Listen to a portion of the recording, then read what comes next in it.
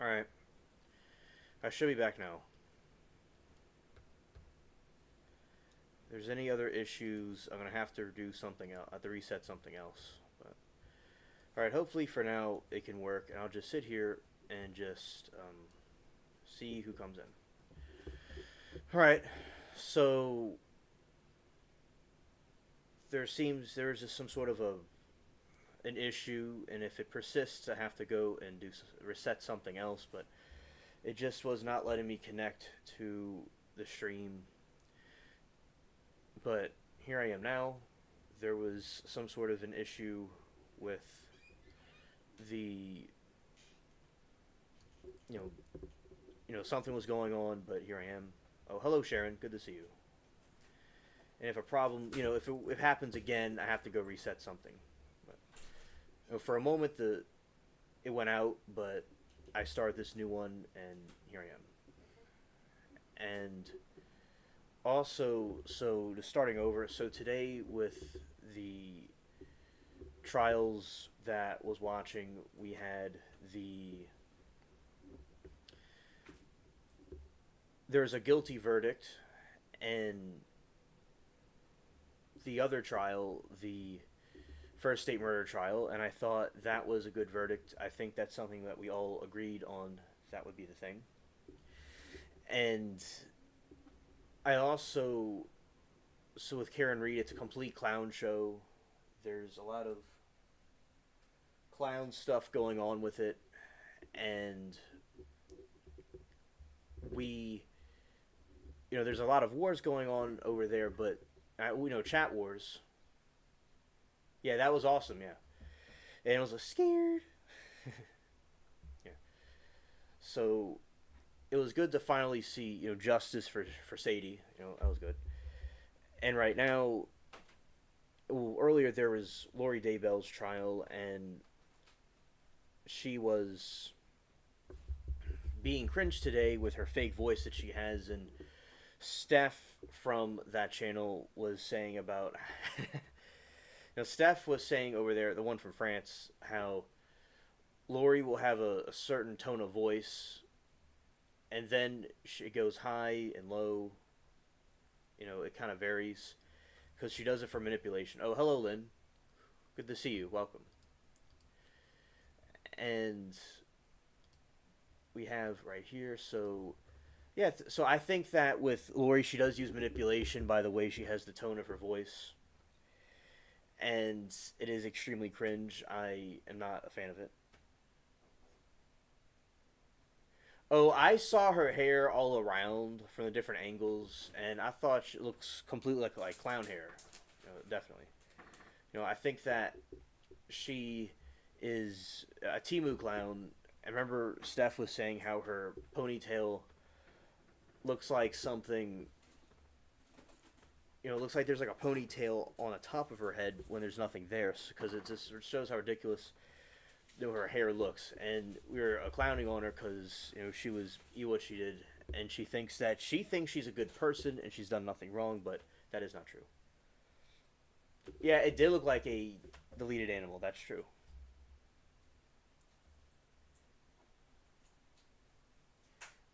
Yeah, definitely. And my thoughts on not Karen Reed, my thoughts on Carlos. The therapist was asking, but the stream cut off before I could answer, so I'll probably answer again if she popped in, but I'll say that basically the her reason for that happening, I think Carlos is mentally ill with schizophrenia, and he should get the help that he needs to get.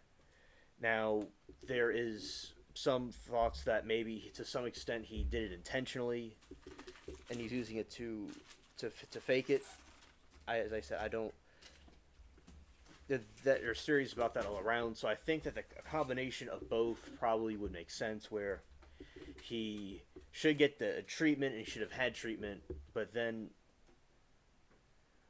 I think it is still on Verdict Watch. See? I don't really know for certain, but I think it's Stone for Watch. I don't know. I don't know. I, I don't know for certain. It could have been a little bit earlier. It could have ended already. It probably is 8:32 over there. It could have ended already.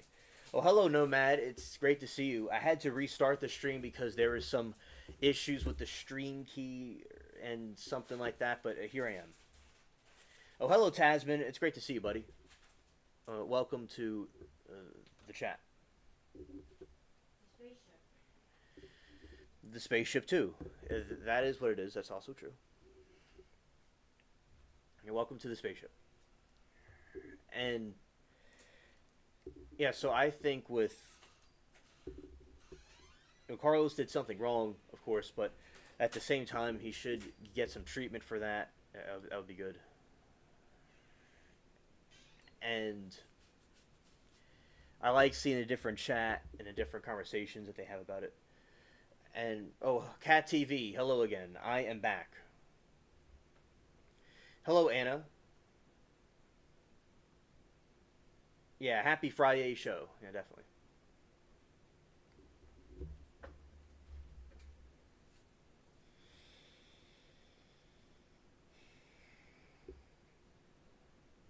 They're yeah, so and Carlos would describe the shapeshifters, and that's why I've been kind of talking about the shapeshifters because for y'all to know exactly what that stuff is.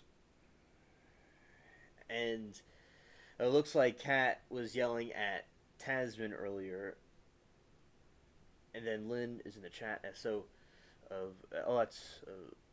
that is that must have been funny to see. I didn't see it because I wasn't in chat at the moment, but yeah, it sounds very interesting. So yeah, because you would say that he would see demonic things with horns, and they would be shape shifting.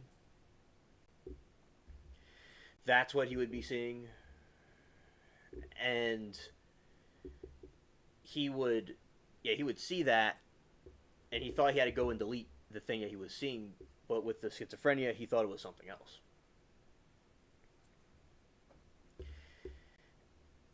Now, he had no emotion to him, and he had his chin up.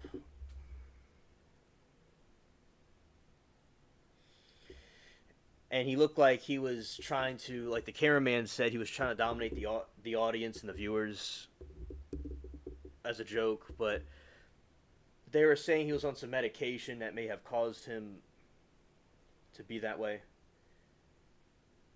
Okay, Nomad, understood. Enjoy your dinner. Yeah. I do think the eyes are the windows to the soul, and I do think people that could have a soulless look to them possibly could be. Yeah, someone has a soulless look to them. There's probably something wrong with them.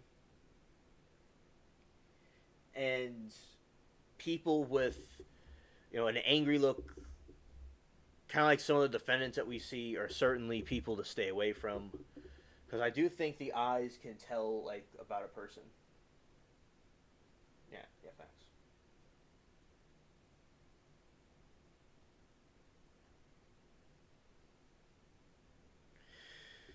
Yeah, because say I talk about auras and things like that, so people can give off different colors, and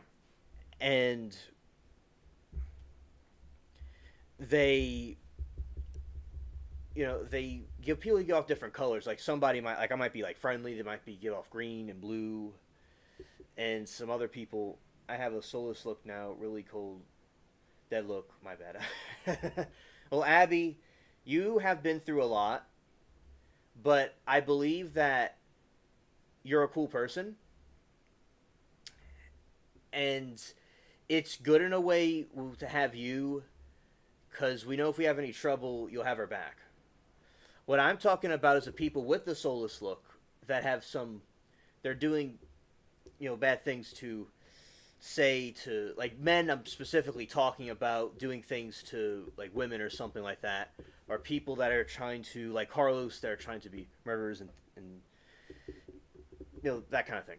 Now, but as I said, I'm not talking about, you specifically, but the these other people that have these different intentions to like stalk or harass people, like when you see these like people like Diddy, like they have something about them that isn't right in my opinion. And shout out to Abby, I appreciate her hanging out with us. And so that is basically like what these people have, like Diddy, for instance, and we can't forget about the metal toilets. Though they have the most sinister look of them all. The metal toilets are good to throw around when you need to get rid of a troll or something. We learned that recently, that you can just peel it back from a cell and just saw through it and go through. I think basically that is what Lori just could hang out and sit on, and that's all she needs. Because Lori Daybell, she thinks that she is a fine person everybody likes. No matter what she does, she thinks she could convince a jury. And Abby, I hope you are doing fine. I hope everything's going good with you. I understand today might be, going on. And same thing with all of you. I hope everybody else is doing fine.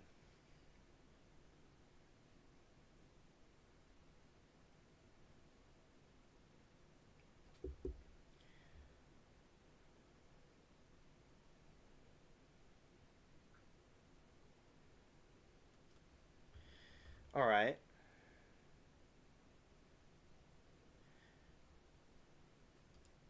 All right. And Stranded, we are. This is not the time for this right now. And we're talking about something else. And we're going to do that. All right. So ignoring that, there's some stuff, some that going on, and we have to stay on topic about the trials. So basically, what happened was, I think with Carlos, he completely was very calm, and he reminds me of somebody like Voldemort from Harry Potter. And hello, Joyce. Good to see you. Welcome to the chat. And yeah, I had to do that because someone's causing a distraction from what we're talking about. And we have to continue what we're doing. Talking about the trials. So anyway. Basically, as I was saying, with the trial going on, scared.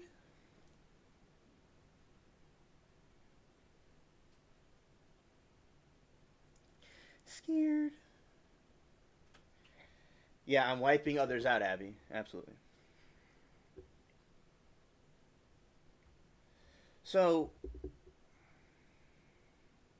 Tasman, you did not say anything already. You are doing fine. There are just people that are hating on me and trying to attack me in the channel, and all of you that are not liked by some, but we have to ignore the haters and do what we have to do. Anyway, in Tasman, I'll make you a mod right now.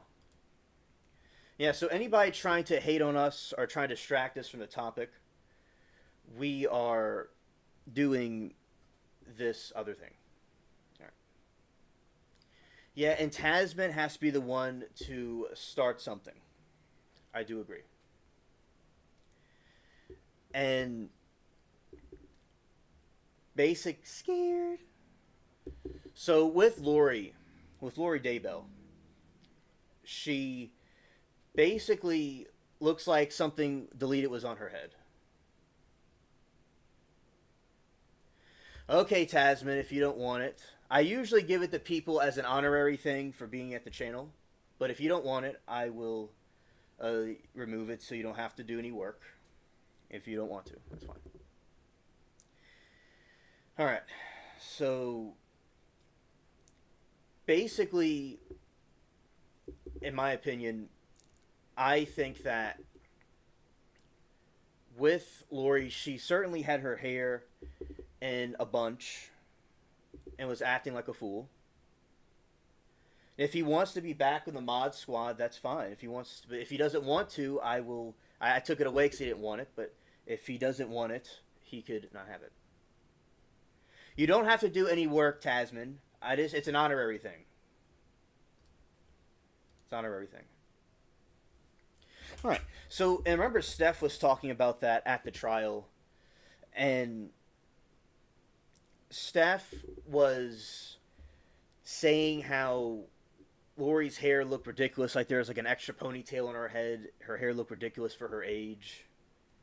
I think that it was absolutely cringe what she was doing, what was going on. And I think that we all have to see that, and there's nothing wrong with roasting Lori Daybell because of the cringe that she did. And I think that Carlos is mentally disturbed from schizophrenia. Oh, hello, Shelly. It's great to see you. I think that he's very disturbed. I think that he needs to be put away for a long time.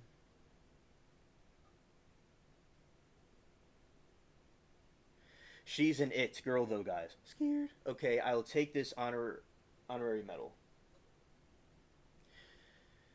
Okay, Tasman. Understood. And I think that... What? Oh, about... yeah, I'm roasting her looks really quick, and she looks like a worn-out belt. Also. So, basically, with Lori, she had an incident with the judge earlier where the judge was trying to go and, you know, they were talking, and Lori was making the judge angry because the judge is always irritated by Lori. And I think with Lori, when the judge was, you know, very angry, and she was taken out the room. Now, if I got something or missed something, y'all can correct me. It was a little while ago, and I did see it, but I don't know if I recall everything from it. And, you know, she has that stupid fake voice on her. And I believe she does it by choice. I think that she is cruising for a bruising. She might get zapped. I think that's a wrap. Tippy tap tap. So yeah, that is something else that happened. Hello, Remy. It's great to see you.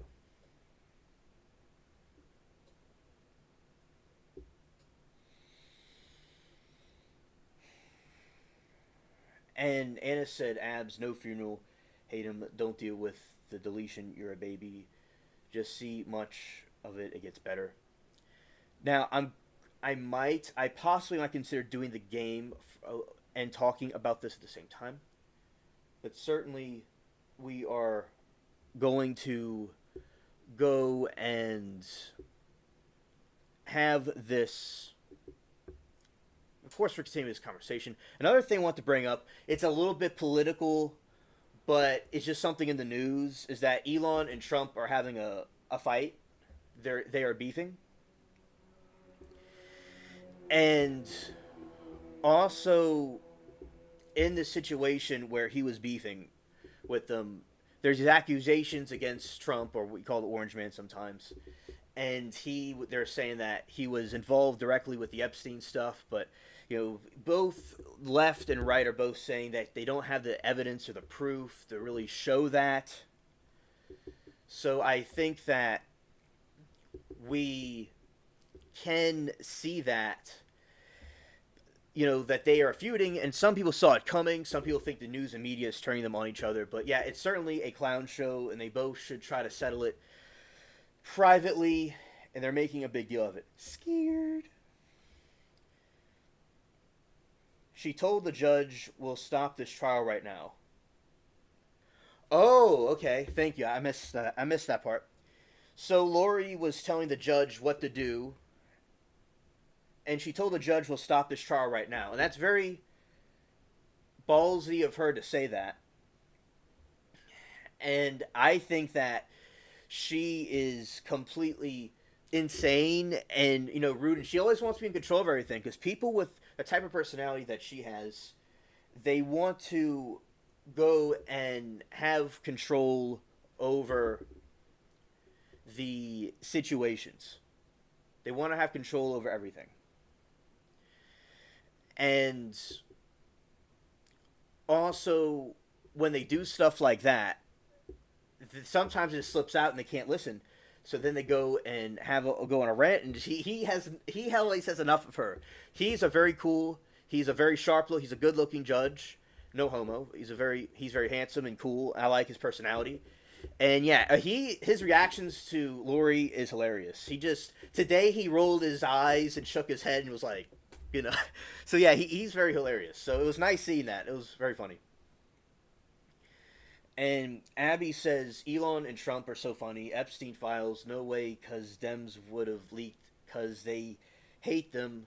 There's something else. Musk is just pissed, boy. Show us the best bits.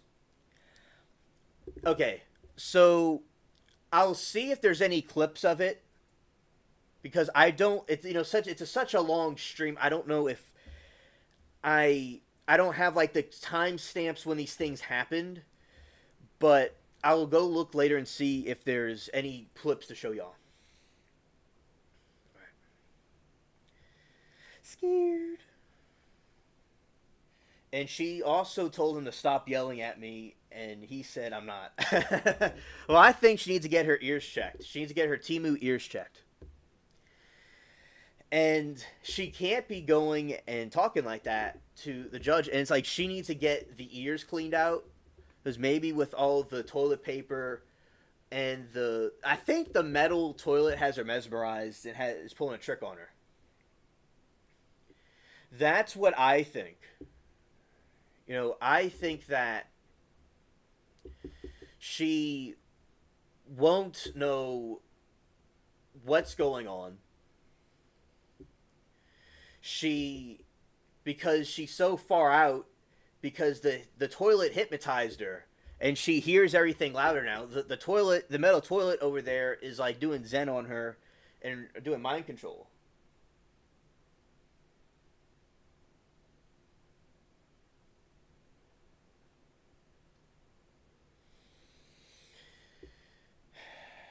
Yeah, scared.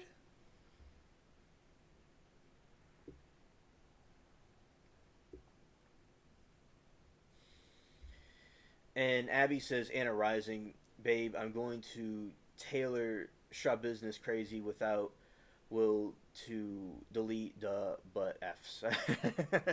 Hilarious. And let's see. Now, what we're going to do is I will be talking about the shapeshifters. Now, I'm going to tell you all what the shapeshifters are, because that's something that our boy Carlos was seeing, and we're going to talk about what that is exactly. And we're going to pull out this other window. All right, and we're going to say shout out to the spaceship cats. All right, here, just going to show you all a little shout to the spaceship cats, but I'm not going to like hold that window up. Right there.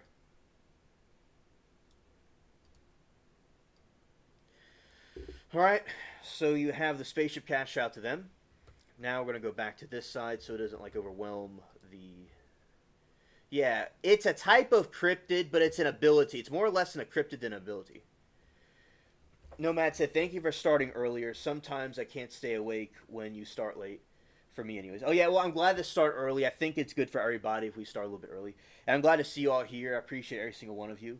Shout out to all of you here. I appreciate it. All right. All right, buddies. Let's go.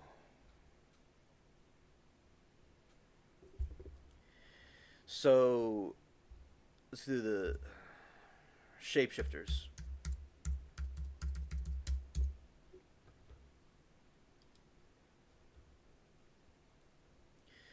I've been talking about this for quite a while. Like skinwalkers. Skinwalk. Yeah. She's not scared. From which hole do they sing at? Alright. I've read this quite a few times, but I do it for every audience that's here because we have different audiences throughout the week. In mythology, folklore, and speculative fiction, shapeshifting is the ability to physically transform oneself through unnatural means. The idea of shapeshifting is found in the oldest forms of totemism and shamanism, as well as the oldest extant literature and epic poems, such as the Epic of Gilgamesh and the Iliad. The concept remains a common literary device in modern fantasy, children's literature, and popular culture. Examples of shapeshifters are vampires and werewolves.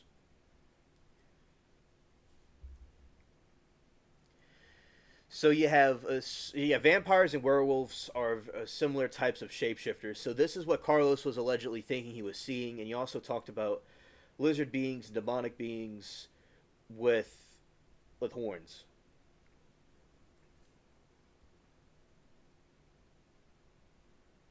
All right, folklore and mythology.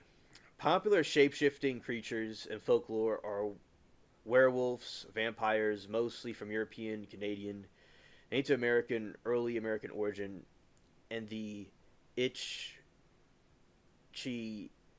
Adari Nag, shapeshifting cobra of India, shapeshifting fox spirits of East Asia, such as the Hulai Jing of China, the Obake of Japan, the Navajo skinwalkers, and gods and goddesses and demonesses such as the Norse Loki and or the Greek Proteus. Shapeshifting to form of wolf is specifically known as the lycanthropy, and creatures who undergo such change are called the lycanthropes. It was also common for deities to transform mortals into animals and plants. All right, Lynn. See you Monday. Thank you for stopping by. Let's see. Have a great weekend.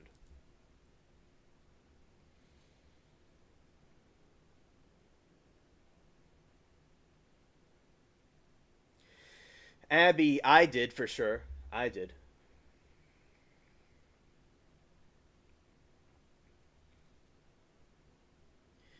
The prefix where comes from the Old English word for man, while the popular idea of shapeshifter is of human being who turns into something else. There are numerous stories about animals that can transform themselves as well. Scared. And Greco-Roman. Examples of shapeshifting in classical literature include many examples in Ovid's Metamorphoses, Circe, transforming of the odious men of pigs in Homer's The Odyssey, and Apuleius Luxius becoming a donkey in the Golden Eos. Proteus.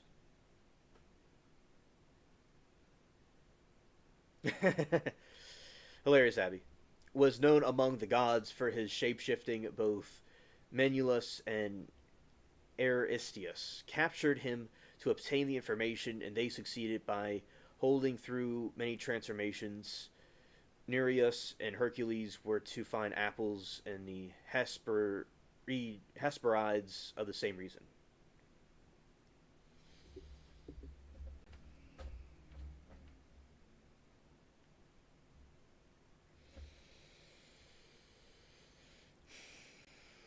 The Oceanid Metis, the first wife of Zeus and the mother of goddess Athena, was believed to be able to change her appearance into anything she wanted. In one story, her pride led Zeus to trick her into transforming into a fly. He then swallowed her because he feared that he and Metis would have a son who would be more powerful than Zeus himself. Metis, however, was already pregnant. She stayed alive inside his head and built an armor for her daughter.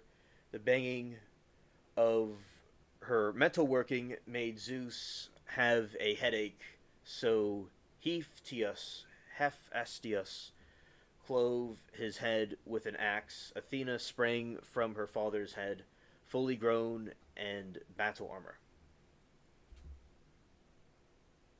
After watching Twilight, you want to be a vampire.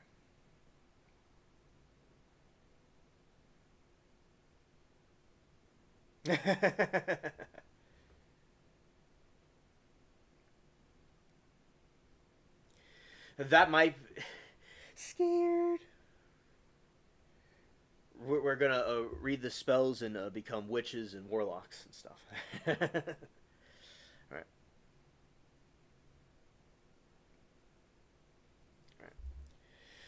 And also Zeus transformed Lycaon and his children into wolves. As a punishment for either the deletion of Zeus and children for serving him the flesh of Lycaon's own murdered son, Nyctomius, depending on the exact version of the myth. Ares assigned Aretion to keep watch of Helios, the sun god, during the affair with Aphrodite, but Alectryon fell asleep, leading to their discovery and humiliation. That morning, Ares turned Alectryon into a rooster, which always crows to signal the morning and the arrival of the sun. Oh, hello, Rita. Good to see you. Welcome. We're talking about the Shapeshifters again, and it's basically it's a long conversation. So I'm just like telling them about the different things in mythology that were Shapeshifters, because that's what Carlos, was saying he saw. So that's what we're talking about.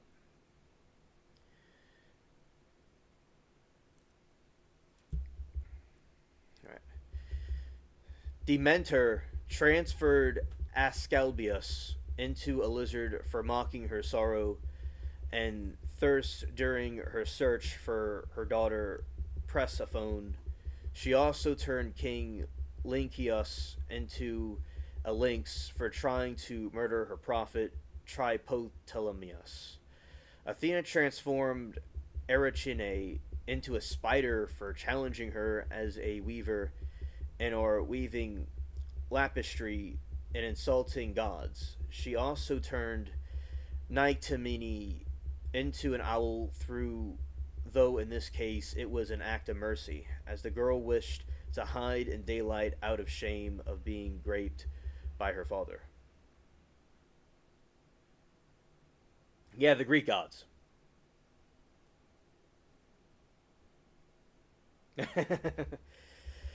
Alright, behave yourselves, chat. Abby is going to put the spaceship Mac on y'all. Alright. Artemis transformed Actaeon into a stag for spying on her bathing, and he was later devoured by his hunting dogs. Galathinus was transformed into the weasel or cat after interfering in Hera's plans to hinder the birth of Hercules. Atelinata and Hippomenes were turned into lions after making love in the temple dedicated to Zeus. Cybele was a priestess of Hera, and Argos, a nymph who was raped by Zeus and changed into the heifer to escape detection.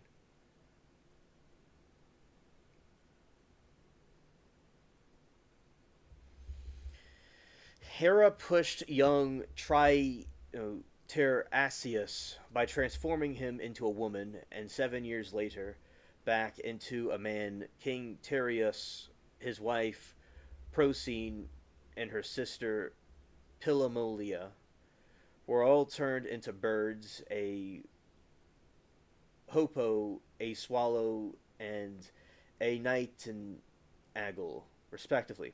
After Tereus raped Philomela and cut out her tongue, and revenge, she and Procrene served him flesh of the murdered son of Itys, who in some variants is resurrected as the golden finch.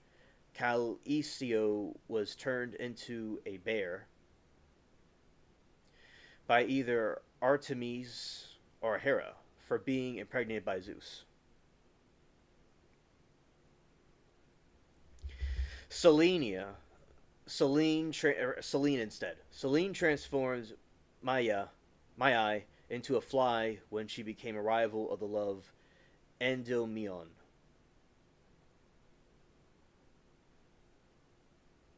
Scared. Well, the Greek gods could use transformation punitively, such as Medusa, who turned a monster having sexual intercourse and raped by Ovid's version with Poseidon, Athena's temple. Even more frequently, the tales using it are of amorous adventure. Zeus repeatedly transformed himself to approach mortals as means of gaining access.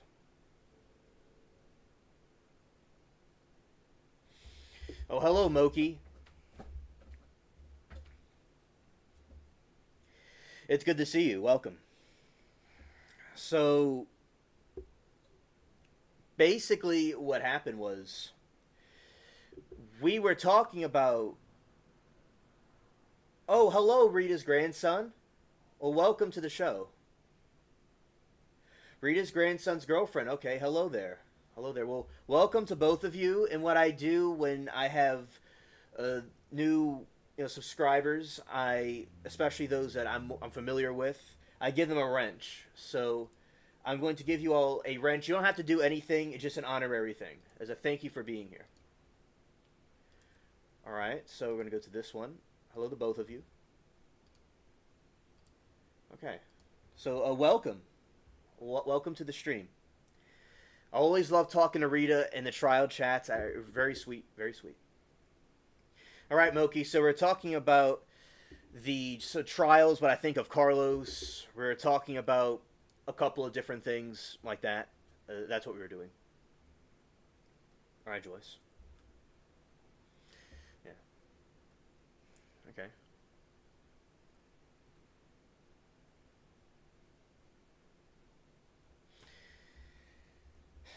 All right. So and also we're talking about shapeshifters because it has to do with a trial that we are observing, and we kind of talking about these different things from different mythologies. All right. Fairies, witches, and wizards were all noted for their shapeshifting ability.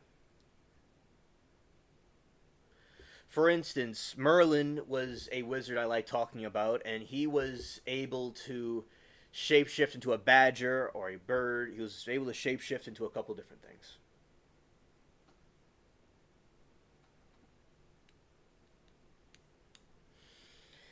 Sharon, I do not know. I do not know. Not all fairies could shapeshift, some having only the appearance of shapeshifting through their power called glamour to create illusions, and some were limited to change their size as well with spring guns. I don't know where Eugene is either. I don't know where he is either. And others to a few forms, but such as Headley Co. could change many forms. Both human and supernatural wizards were capable of both such changes and inflicting them on others.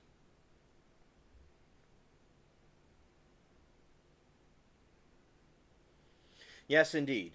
Yes. Witches could turn into hares and in from the steel and milk butter.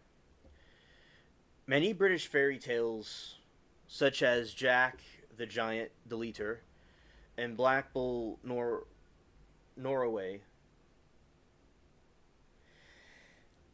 Yes, Haley, in this chat, everybody here is from the trial chat. Everybody here is from the trial chat.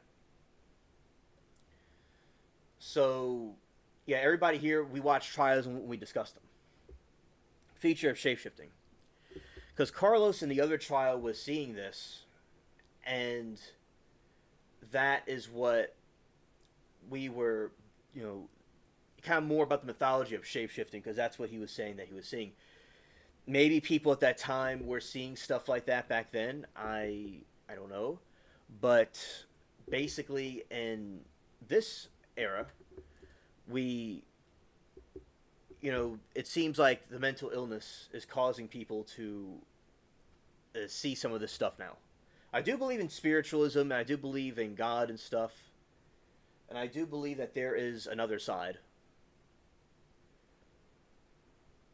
So that is the, why we're talking about this. And also, we talk about these conspiracy theories in the channel. Okay, Friyay2 was transformed by Erwin into Erwin's shape, and Erwin transformed himself into Piles so that they could trade places for a year and a day. Lewid App and Sil Coed transformed his wife and attendants into mice to attack a crop in revenge. When his wife is captured, he turns himself into 3 clergymen in succession to try to pay ransom. Shout out to Frog. Good to see you, buddy.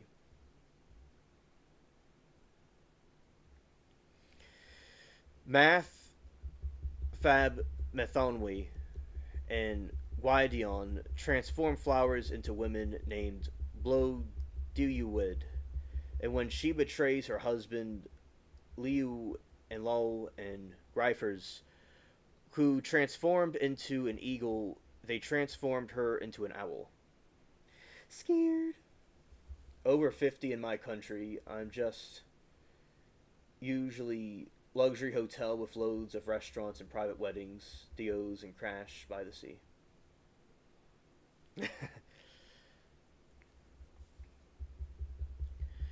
Okay, and then you have Glyphway did something bad to Gawain and Math Fob, this is from mythology. The virgin footholder, which held his brother Gwydion as punishment. Math turned them into different types of animals for 1 year each. Gwydion was transformed into a stag, and sow and wool, and Griff Adiwy into a hind, a boar, a wolf.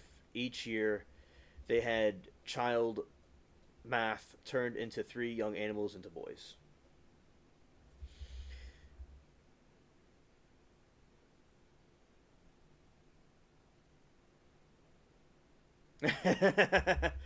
Erin has not been here yet, but hopefully she drops by, and shout out to her and 49ers Mama. Hopefully they come. Scared. Alright. Scottish mythology features shapeshifters, which allows various creatures to trick, deceive, and hunt, and delete humans. Water spirits such as the Usage, which inhabit lochs and waterways in Scotland, were said to appear as a horse or a young man. Other tales include kelpies who emerge from the lochs and rivers in disguise of horse to a woman, ensnare and delete wary travelers. And shout out to all of you for being here. I appreciate every single one of you, and shout out to the new subs that came here. I mean so much to me.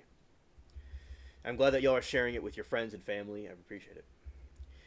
Tom Lynn, a man captured by the Queen of the Fairies. And fairies are a type, when we talk about aliens here, and in my opinion, I think that the aliens, not all aliens are bad, but I do think some alien sightings we see might have to do, this is a religious perspective, a religious perspective, that they are from the Watchers. They're the Watchers that fell a long time ago, and they're disguised as aliens. And they may have appeared as gods and goddesses and fairies and mermaids and stuff, and now they appear as the aliens.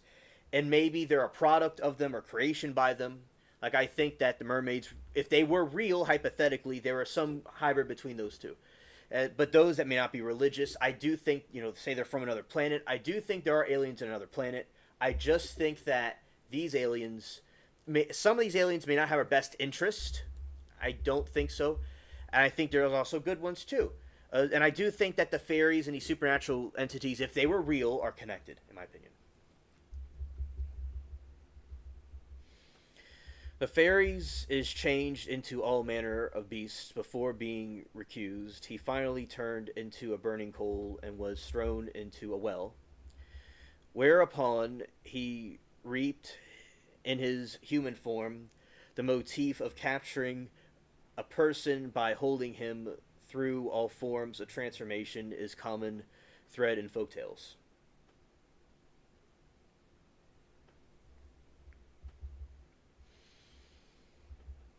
And perhaps the best known Irish myth is Aoife, who turned her stepchildren into the children of Lur, into swans to be rid of them. Likewise, in the Tokmark Ientine Fumach, jealousy turns Etine into a butterfly. The most dramatic example of the shape-shifting in Irish myth is that of Tuan Mac Cairil, the only survivor of Pertholon's settlement of Ireland.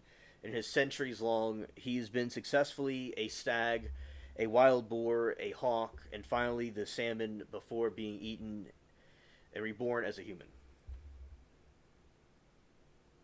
The alien from the movie Signs scared you? Ah, okay. So it was an edgy alien.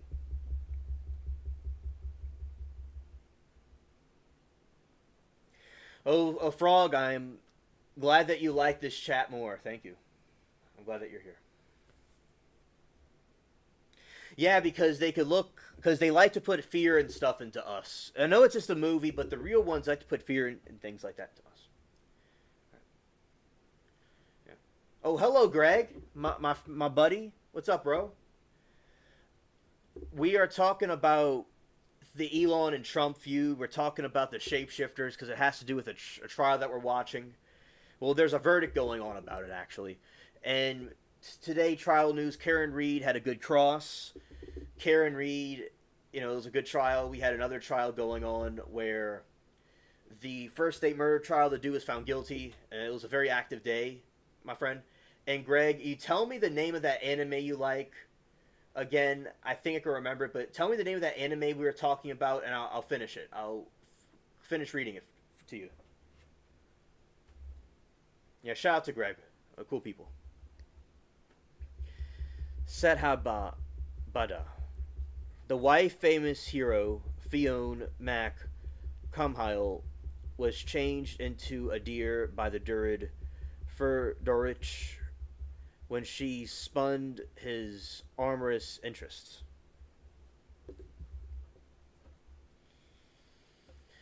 Norse Tentonic. There is a significant amount of literature about shapeshifters that appear in a variety of Norse tales.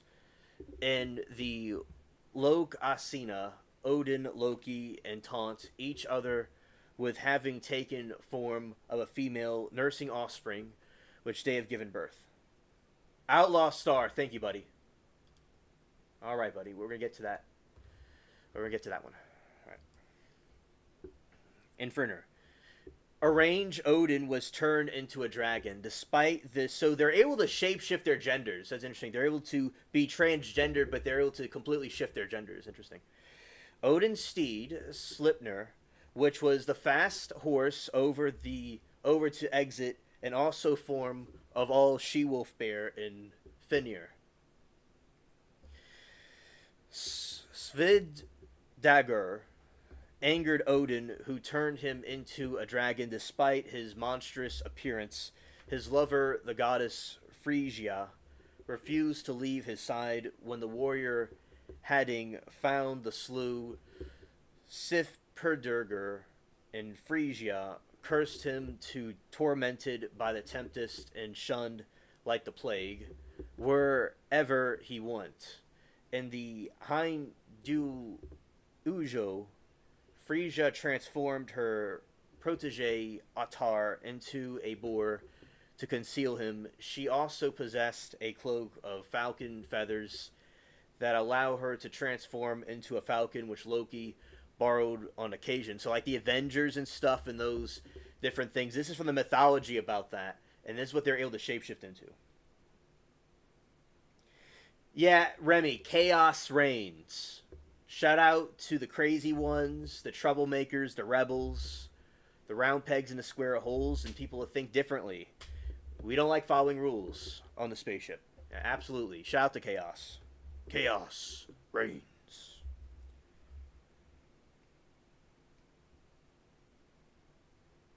Oh, Rita, this is... I know about the Richard Allen trial. So in the Richard Allen trial, there's a theory that there was an Odinist cult that deleted the children, murdered the children, and that the defendant was innocent. But this is not about the trial, but this is about the religion that those alleged cults, Odinist cult members followed. All right, so this is about that religion that they followed. Yes, it's the same Odinists that those alleged cult members followed. Yes.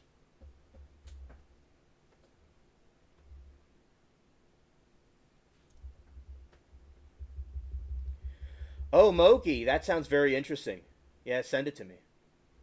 One link from that Well, I already got it if you sent it to me. But anyway. Oh, thank you, thank you.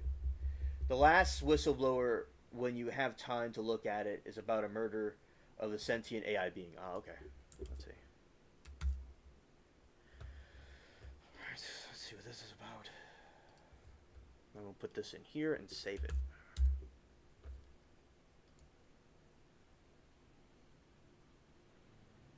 Ah, yes. Yes. I know about this dude.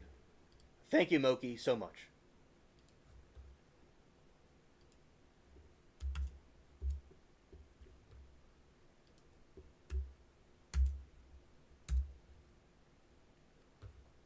All right. Thank you so very much. Yeah, Moki, it would freak me out. It freaks me out too. I agree. I agree. Mad love in this chat. That's absolutely, Greg. Absolutely. This is the greatest chat on the internets. And I love the idea of making everybody a mod. That was very good. It was excellent. The Volsunga saga contains many shape-shifting characters. Sigur's mother changed into a wolf to help torture his defeated brothers-in-law with slow and ignominious deaths. With one, Sigmund survived, and he and his nephew Sinfjortilli deleted men wearing the wolf skins. When they donned the skins themselves, they were cursed to become werewolves. Scared.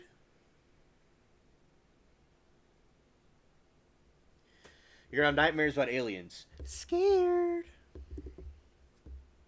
Scared. Alright. Now, they did something else. So they did executions by taking the lungs out of someone's back and putting them through the back on... Very graphic warning. Viewer discretion is advised. I didn't say that. But yeah, so they put it on the shoulders, and it was called the Blood Eagle. Yeah. So it was quite wild, these Vikings. I'm related... Well, most people have some Viking ancestry. I'm related to them a little bit because I'm related to Northumbria, England, where they went and raided. So yeah, a lot of people have some ancestry from them. But yeah, this is about their religion and how they're the shapeshift and stuff. Yeah, Abby. Yeah, you know exactly what I'm talking about. Yeah. Scared. The dwarf Endravai is described as being able to magically turn into a pike. Albert and his counterpart in Richard Wagner's Der Ring das Nibelungen. Using Tarnhelm takes so on many forms, including a giant serpent and a toad, in a failed attempt to impress or intimidate Loki and Odin Wotan. Farnir was originally a dwarf, a giant, or even a human, depending on the exact myth. But in all variants, he transformed into a dragon, a symbol of greed, while guarding his ill-gotten hoard. His brother Otur enjoyed spending time as an otter, which led to his accidental slaying by Loki. Yeah, correct. Correct. In Scandinavia, scared.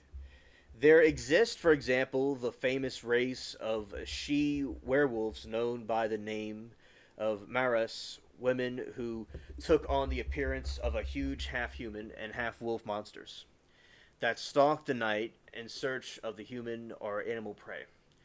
If a woman gives birth at midnight and stretches the membrane that envelopes the child when it is brought forth between four sticks and creeps through it naked, she will bear children without pain, but all boys will be shamans and all the girl Maris.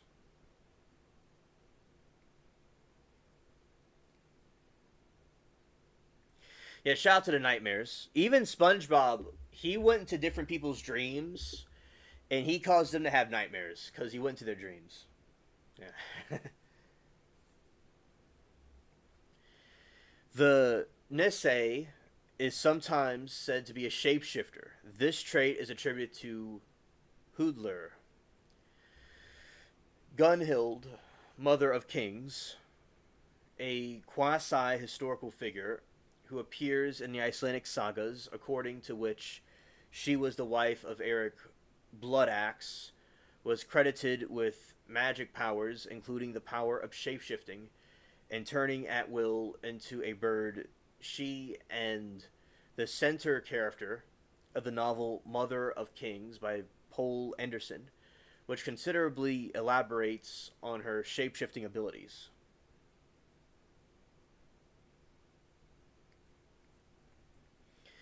In the Finnish epic poem Kalvel of ancient folklore, Loai, Mistress of the North, attacks Vainamoinen in the form of a giant eagle with her troops on her back, and she tries to steal Sampo. Our first stop is errands, so then we could make the rounds in Canada. Scared. Scared.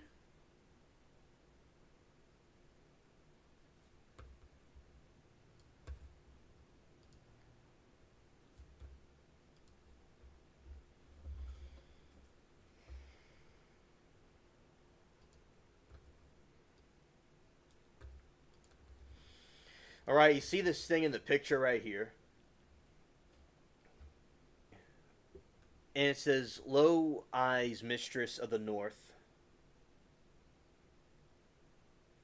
Low Eyes, Mistress of the North. Well, looks like it's acting silly, maybe. It's not acting silly, it's coming back up. Alright, it's coming back.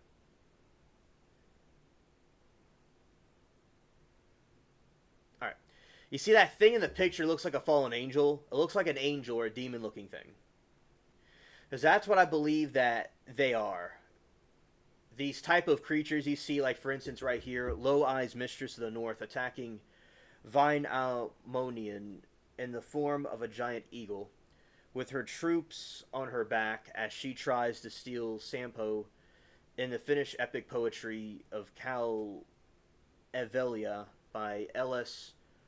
Lorenrot. So as I said, that looks very similar to a fallen angel. Or like a demon-looking thing. So that's just an example of what I'm talking about. We're going back here. Okay.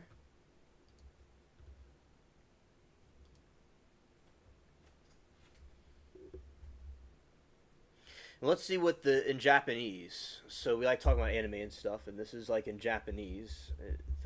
So these are the shapeshifters from Japan. Y'all are hilarious.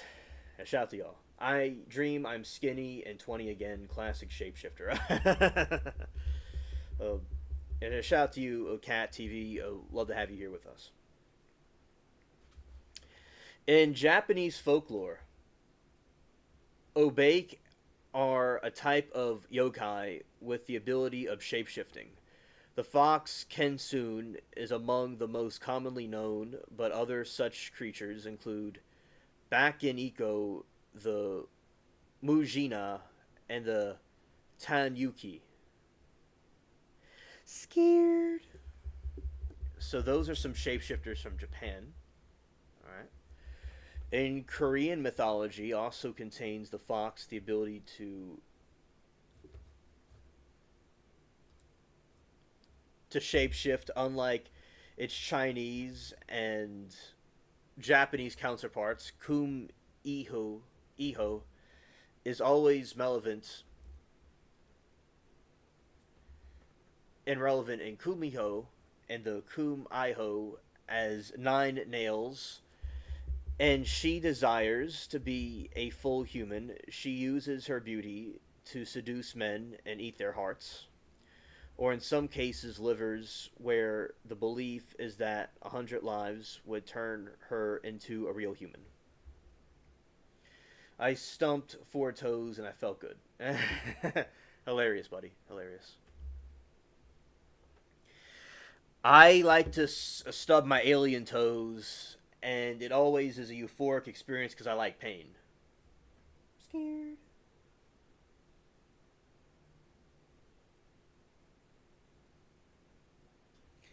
Scared. Alright, in Somali mythology, the one who rubs himself with a stick was the man who could transform himself into a hyena man by rubbing himself with a magic stick at the right fall, and repeating his process could return him into the state before he drew.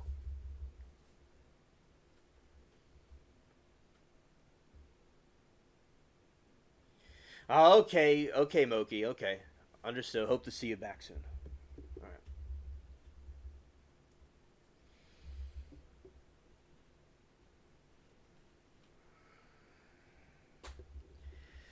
Southern Africa is a demiurge and folk hero in the Ixam people of southern Africa. He is a trickster god who can shapeshift, usually taking the form of a praying mantis, but also a bull eland, and the loose, a snake, a caterpillar.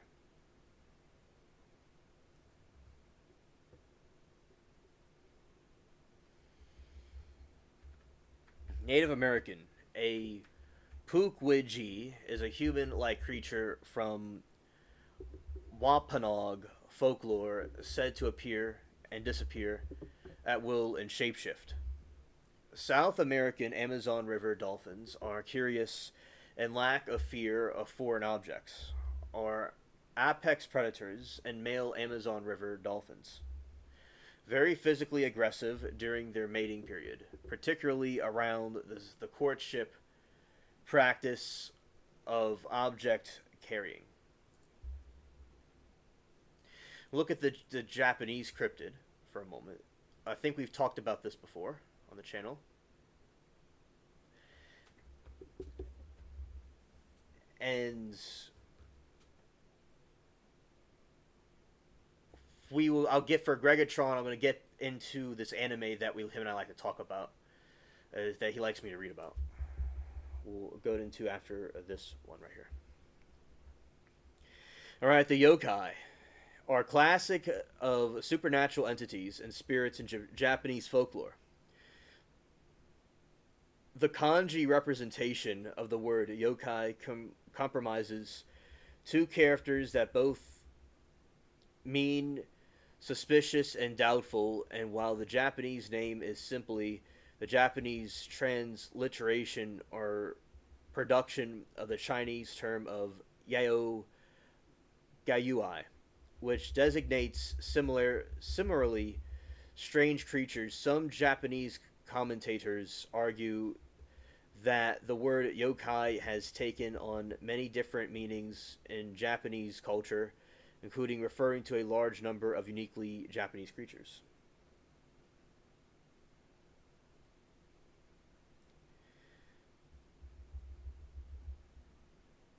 That is true, Tasman. Absolutely, by Poo Porai. Yep, that's true. Scared. Yokai are also referred to as Ayashiki in Mono Oki or Mamano Mamono. However, most Japanese generally think of the two loose classes of spirits as highly different. Although some academics and Shinoto practitioners acknowledge similarities within the seeming dichotomy between the natures of them and most kami, who are generally regarded as relatively beneficial, beneficial comparison and class of the two ultimately the same type of spirits of nature or mythology realm. Their behavior can range from malevolent to mischievous to benevolent humans. What a shiori conversation. Not even for Breeze for the chat. Well, you know what I'm going to do? I'm going to give chat some flowers. How about that? We're going to make this better.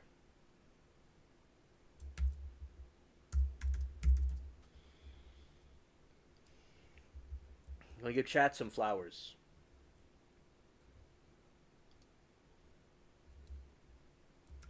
Scared.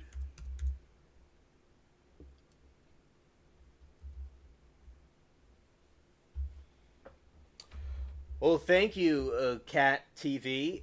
I have come from a line of cat charmers, and I'm around cats all the time. So I appreciate that your cats also are mesmerized by my hypnotic voice. So thank you, and also, Cat, I like yours too, and I like your streams. You're very cool. You know, you're a very cool channel as well, and very good content. All right, yeah, Joyce. I wish I knew. We're just aliens in a spaceship. I mean, I don't even know. I mean, it's going all over the place. All right. What's y'all's favorite X-Men? Mine is Beast. Oh yeah, yeah. The X-Men are very good. And I remember watching that when I was little, and I think that we have many different ones. I'd say mine is Wolverine. Oh, you're welcome, Cat TV. You're welcome.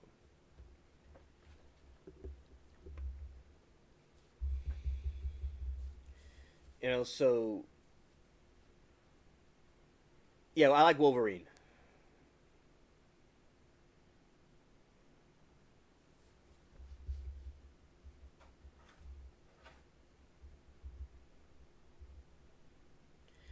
Yokai often have animal features such as the kappa depicting as appearing similar to a turtle and the tengu commonly depicted with wings, but may also appear as humanoid in appearance such as the Kushi Sake Ona. Some yokai resemble inanimate objects, while others have no discreditable shape. Yokai are typically described as having spiritual abilities, with shapeshifting being the most common trait associated with them. Yokai that shapeshift are known as the Bekamono or Obake. Anna, I think my grandparents get that. You see. Yes, they do like it. Absolutely. That's true.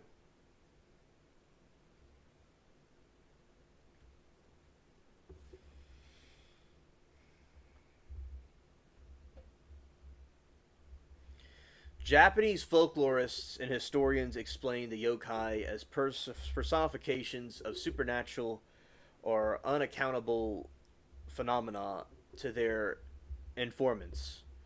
In the Edo period, many artists, such as Trai Oma in Sekin 1712-1788, invented new yokai by taking inspiration from folktales or purely from their own imagination. Today, several such as yokai and emikin are mistakenly thought to originate in more traditional folklore.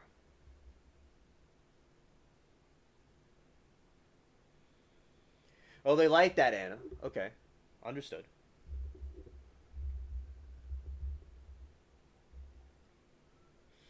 Yeah, animals like singing. Animals like singing. That is true. They certainly do like that. And then you have the concept. The concept of yokai, their causes and phenomena related to them various greatly throughout Japanese culture and historical periods. Typically, the older the time period, the higher the number of phenomena demand to be supernatural and results of yokai.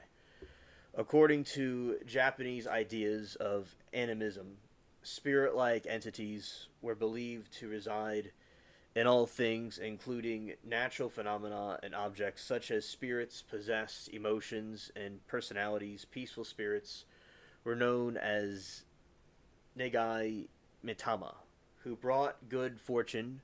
Violent spirits, known as the Era Mitama, brought ill fortune, such as illness and natural disaster. Neither type of spirit was considered to be yokai.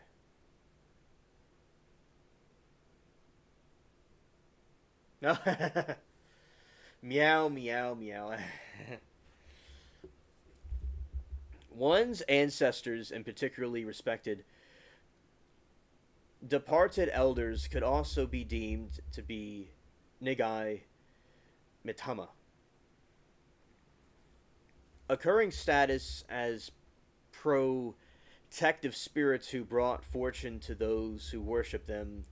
Animals, objects, and natural features and phenomena were also venerated as the Negai Mitama, or a protated as Era Mitama, depending on the area. And the dog looks at you like you're nuts. Oh, scared. Scared.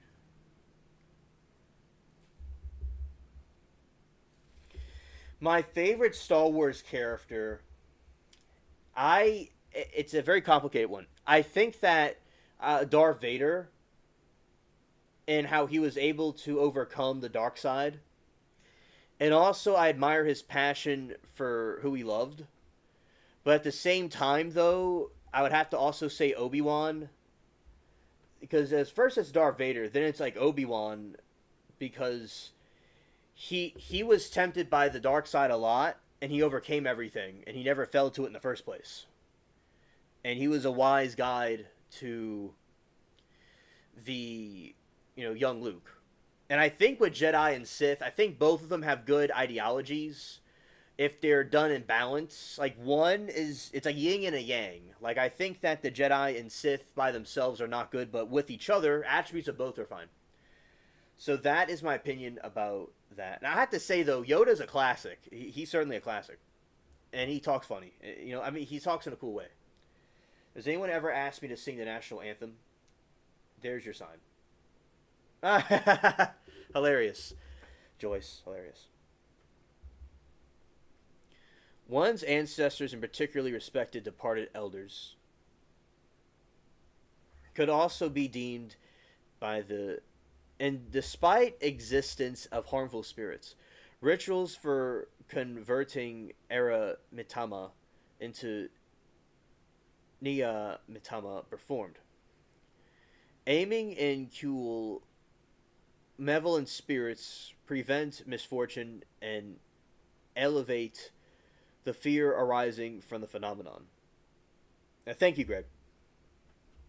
The phenomena, events that otherwise have no explanation. The ritual for converting Eremita and Chin Kon rituals, the fail to achieve deification as beloved spirits, whether through a lack of sufficient veneration or through losing worshippers, and thus their identity became the yokai. Abby Remy says, "It's okay. I'll let you try out next time. Backup singer, high five."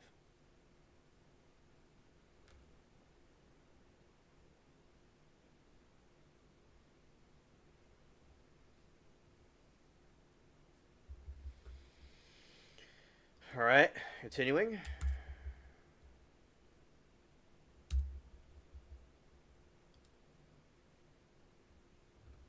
Wrong one. We're going to go to Outlaw Star. We're going to talk about this cool anime thing. Then after that, I'm going to talk about a Spongebob episode I thought was interesting.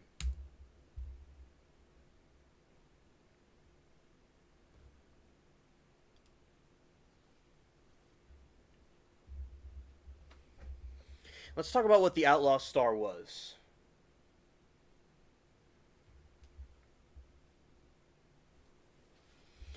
Plot: Outlaw Star is a space opera space western set and fictional towards the star's era. Universe: during its past, an asteroid containing material known as the Dragonite crashed in the fictional Arashon Desert of northern China. Scientists found that the Dragonite contained properties related to either an energy source that would allow spacecraft to travel faster than the speed of light, and thus traverse large distances of the universe in short time. As new colonies were formed throughout the vast reaches of outer space, pirates, assassins, and outlaws began to threaten humanity's new frontier. Yeah, here we go, buddy. So this was requested by Gregatron, and we're getting right into it. To create order, the Earth Federation established four empires: USSA, Einhorn, and Pyotr, and Tenpa. However, international power struggles within the factions and conflicts amongst one another became abundant and leading to the inevitable lawlessness.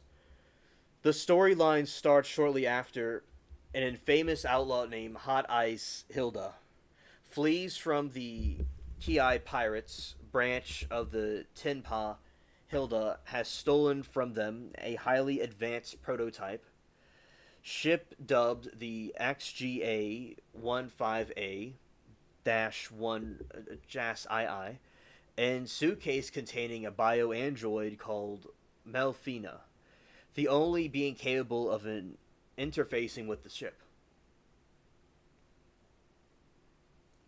All right, Cat TV, good night to you whenever you doze off, and thank you for flying with us in the spaceship with Spaceship Airlines.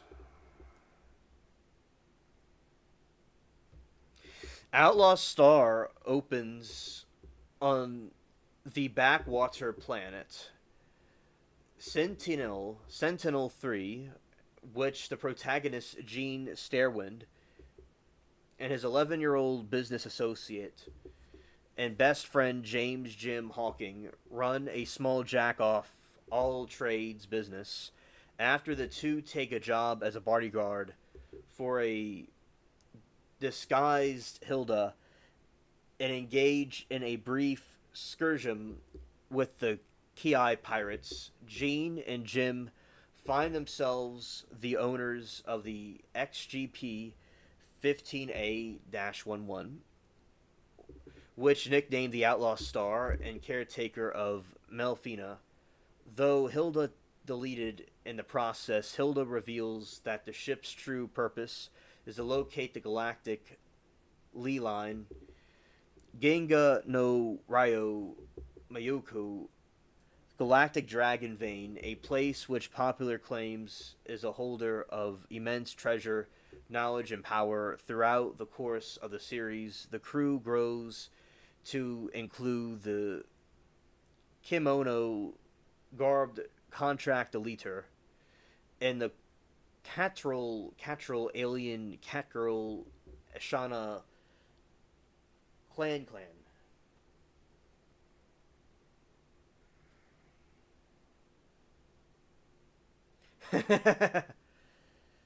He just said jack off. Oh. Scared. And all right, y'all. In the more in the corner for some spooky Timu Dookies. All right. I hate to leave on good company, but gotta go cook wings and get a fruit tray put together for my Bill's 70th birthday party tomorrow. Well, happy birthday to him. Happy birthday. And have a great weekend, everyone. See you Monday. Thank you for the subscribers, Rita. Thank you for enjoying the streams and being with us. Have a great, blessed weekend. Thank you for being here. All right, and the best birthday wishes, and you'll have a good birthday party over that. All right, here we go. Outlaw Star opens up on the backwater planet Sential 3, in which the protagonist Gene Starwind and his 11-year-old business associate and the best friend James Jim Hawking run a small jack-off all-trades business. Yeah, I said jack-off. Again, I said a second time. I'm going to get some extra dookie for that. Oh, Frog, good night to you, buddy. Have a blessed weekend. Thank you for being here. After the two take a job as bodyguards for designed Hilda, engage which they nicknamed the Outlaw Star and caretakers of Melfinia. Though Hilda is deleted in the process, Hilda reveals that the ship's true purpose is to locate the galactic dragon vein, a place which popular claims say a holder or immense treasure, knowledge, and power. Throughout the course of series, the crew grows to include the kimono garbed and contract deleter Twilight Suzuka and Cartel alien Catgirl. I read that already, but it's okay.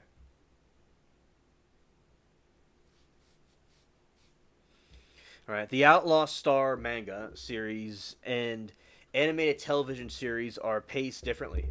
The anime episodes often involved Gene and his comrades taking on various jobs or missions to fund their ship's massive maintenance costs. Throughout their travels, the crew often encounters Ronald McDougal and Harry McDougal, a pair of bounty hunters responsible for the deletion of Gene's father. Roland acts as a rival to Gene, and with Harry wishes to form a bond with Melfinia, a bio-android like himself, who instead develops strong feelings for Gene. The crew also contends with others that learn the Outlaw Star connection to the galactic ley line that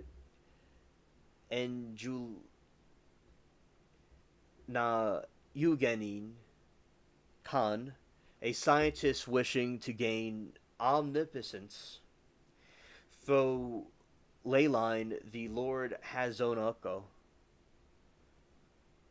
the leader of the ruthless assassin organization Anton 7, that seek to Leyline the gain ultimate power.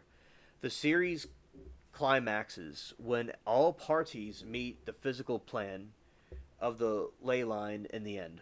Ron McDougal retreats, saved by the computer copy of his brother Harry, who deleted trying to protect Milfinia from the Hazanoko Khan, is integrated into the ley line as data. Gene reveals to Melifinia that he is in love with her and frees her from the ley line by making their shared wish to be together forever. The Hazanoko is eventually defeated by the Outlaw Star crew members. Once the conflict comes to a close, Jean and friends return to Sentinel-3 and go to separate ways, but ultimately reunite to continue their adventures together. Oh, okay. Let's look at some images.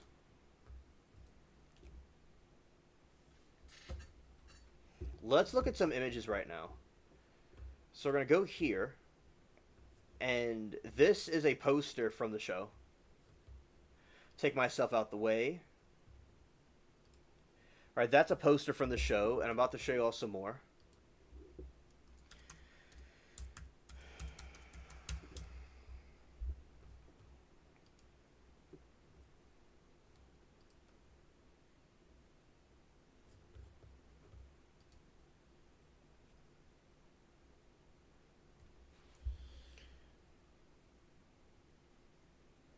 Okay, Abby, God bless you. Sleep well and have a great day tomorrow. Thank you for being here so much. I appreciate it. All right.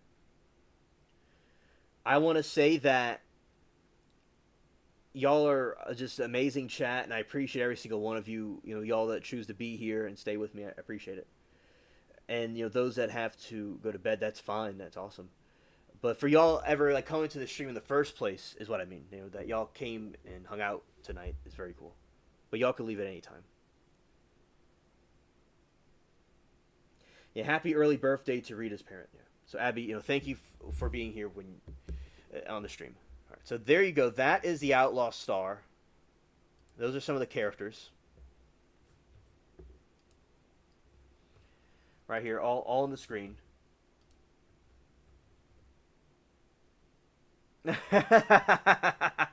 You'll poop twice on Aaron's lawn for her. Well, that is very sweet of you. Very sweet. All right. So you have that.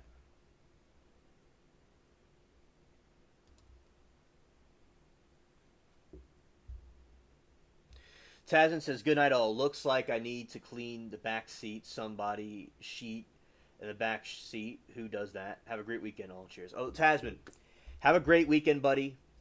And thank you for coming by. All right.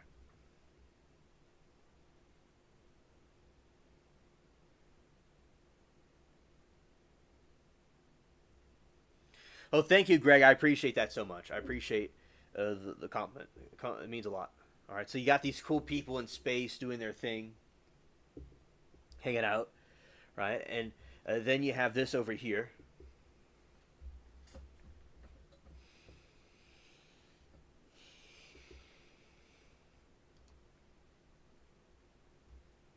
Yeah, hopefully see you all tomorrow night. Yeah, definitely. There's some more of the characters, another picture of it. Let's see a scene from it. Oh, this is their spaceship. Well, that's great. That's their spaceship.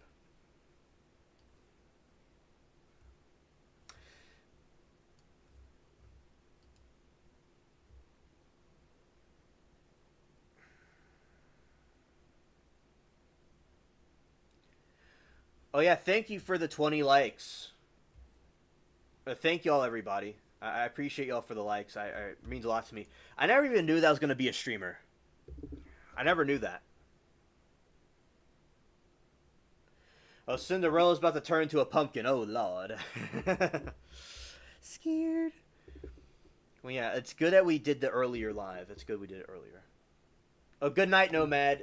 Have a good night. And all those that are going, thank you for being here and hanging out with us. I appreciate it. Yeah, Nomad, everybody have a good, blessed night and a good weekend. A great weekend. God bless all of you.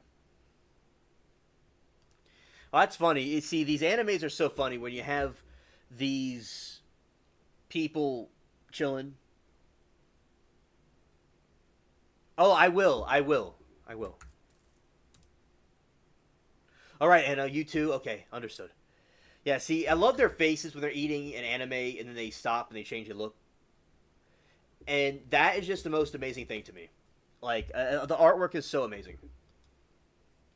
All right, and we're going to be continuing on.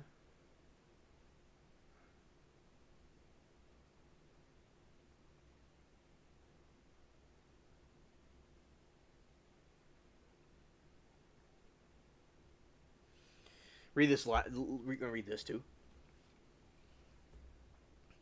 Anton 7 that seek the ley line to gain ultimate power. The series climax when all parties meet on the physical plane, the ley line, and the end. Ron McDougal retreats, save the computer copy of his brother Harry. Retex and Khan integrated the ley line into his data. Oh, that's funny, Loki. That's funny. Yes, absolutely, Greg.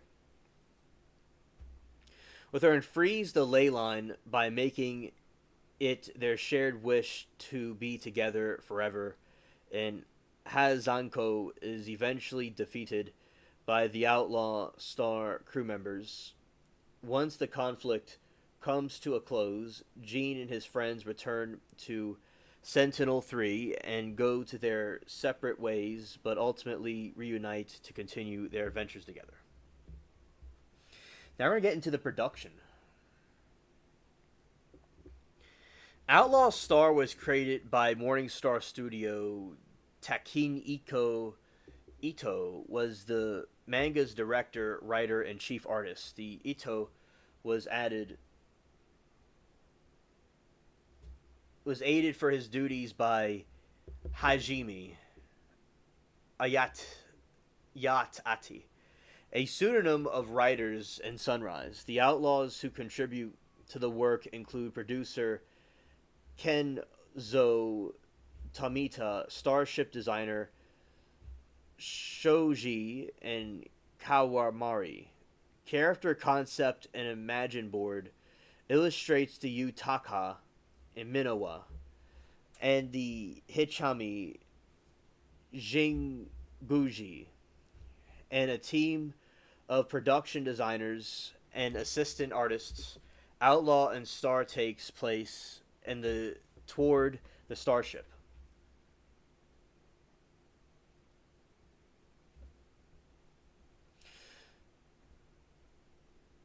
All right, so Moki. All right, I'm out. We will save our plan to mess poop on Aaron for later. Maybe see you tomorrow or maybe Monday. Okay, Moki. And also you too, Joyce. See you. Also, Joyce. You too. See you tomorrow. Okay. I mean, Joyce. What I meant to say was see you on Monday or whenever. And thank you all for being here and have a great, blessed weekend, everybody. And see you all on the next one or the next stream chat that I'm in. Okay, so, all right. It is a very good stream. I'm glad I went live earlier. Very good stream. Okay. I'm glad we got a great stream today. Excellent. Y'all are amazing. It's not about me. It's y'all. Y'all are the stream. All right. All right. Continuing. Outlaw Star takes place toward Star's era in the same universe as Ito's Uchiyo Iu Monogatari lit space hero story. A pulp science fiction manga that was first serialized by Kadokawa Stolent in 1988. Ito has described this earlier work as something out of a boy's dream and took a much more mature scientific approach when writing Outlaw Star. The author also referenced the aspects of Chinese culture when creating Outlaw. Well, thank you, Greg. I appreciate you, buddy. Thank you for this suggestion. I love anime. I love this stuff. You know, it's amazing. The animated television series of Outlaw Star was produced by Sunrise, directed by Mitsuru Hungo, whose previous credits include the comedy Crayon Shin-chan and the magical girl series Shamanic Princess. The script was chiefly written by Katsushiko Chiba, who wrote about 3/4 of the episodes. Character designs were handled by Hiroyuki Hatakai. Oh, that's great, dude. You're going to watch Trigun. Oh, that's my favorite one. Shout out to Blue. I miss Blue. I don't know what's going on with him, but basically, yeah, Blue Loves that too. Yeah, Trigon's my favorite. Later, of whom designed the Outlaw Starship himself, Ko Otani composed the musical score of the Outlaw Star anime. The series features the opening theme, Through the Night, written and performed Mashiko Armachi, who closed themes Hiro no Tsuki, Daytime Moon, and Tsuki no Le, House of the Moon, both written and performed by Akino Arai. Through the Night was chosen for the opening among several candidate songs. Ito and Sunrise agreed that the theme should be one that had not been used in recent animations, that it should feature male vocals. Armachi wrote the song to resemble a story into the account of the long term impact and felt it fit the Outlaw Star perfectly.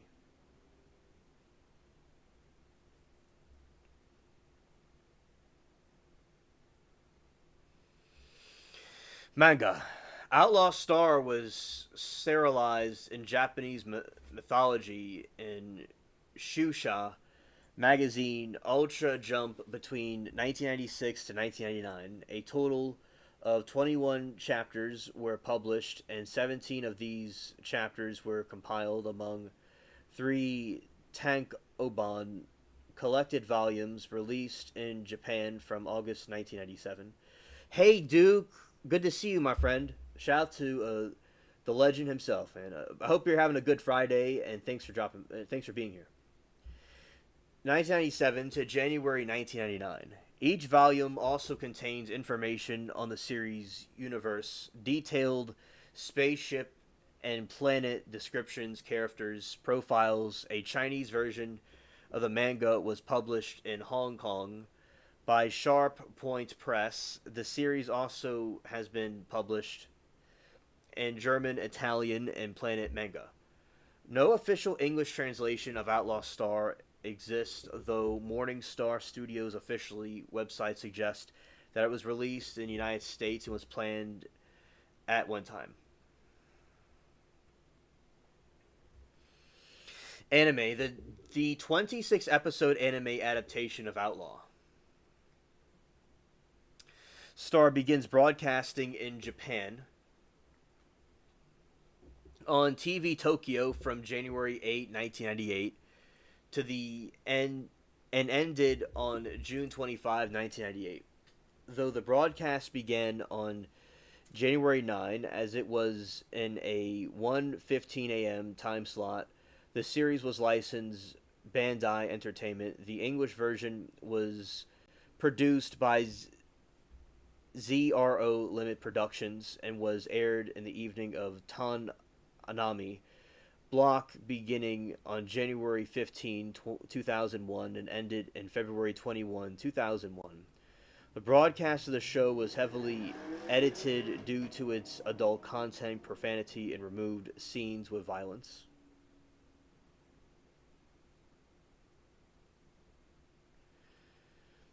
And lewd behavior were cut. Oh, you're 4,444 feet. Ah, okay, buddy. That's cool. That's cool, man. Yeah, be careful. Yeah. Well, basically, they did not think they were appropriate for television for kids to watch, so they changed it. If you're talking about the anime. In January, okay, so an adult con because this broadcast of the show was heavily edited due to its adult content. Profanity was removed. Scenes with violence and lewd behavior were cut or toned down, and many scenes containing nudity were altered by digitally inserting clothing into onto characters. Episode 23, in which Outlaw Star Crew visits a hot spring planet, was not aired due to nudity and suggestive themes. However, some instances of adult language were not removed for the anime's initial run. Tanami's creative director Sean Atkins claimed that the Cartoon Network made all of their own edits and their licensed properties during this period, which it did not preserve it on its own in their licensed story. The role of Fred Luo, recurring homosexuality character, was considerably toned down, and Cartoon Network had specific editing policy with the regard to gay characters, but overt sexual or implied sexual of any kind are not allowed. Outlaw Star was also aired in the late night of Adult Swim block throughout 2002. However, the broadcast was canceled into the year, according to Atkins. The network allowed its right to the anime to expire by 2003. Outlaw Star was aired in the United Kingdom on CNX October 2002.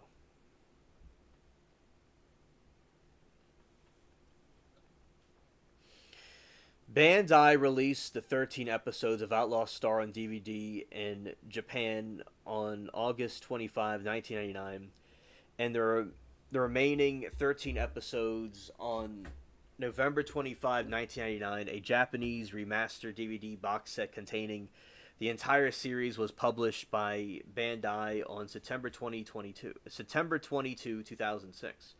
Yeah, another DVD box set, Emotional Beast. Siho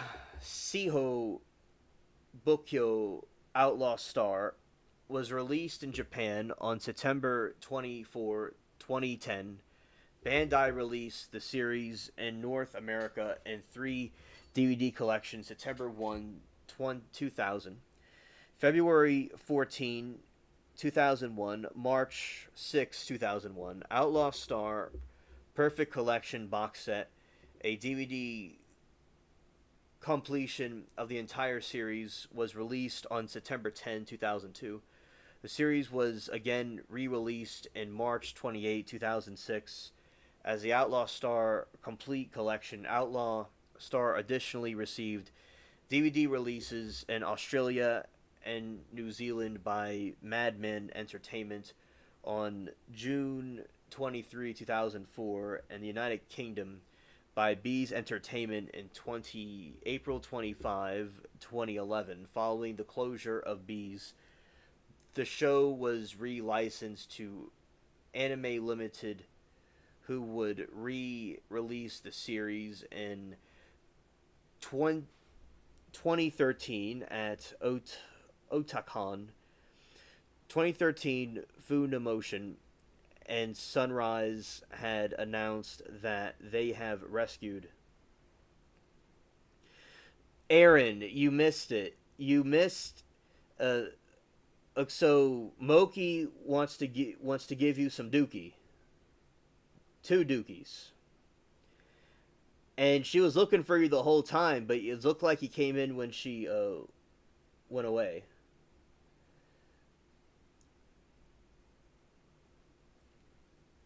So yeah, it was really active earlier, but a lot of people went to sleep. But we had a very big party earlier. Now it's the after party. We're talking about anime, the Outlaw Star.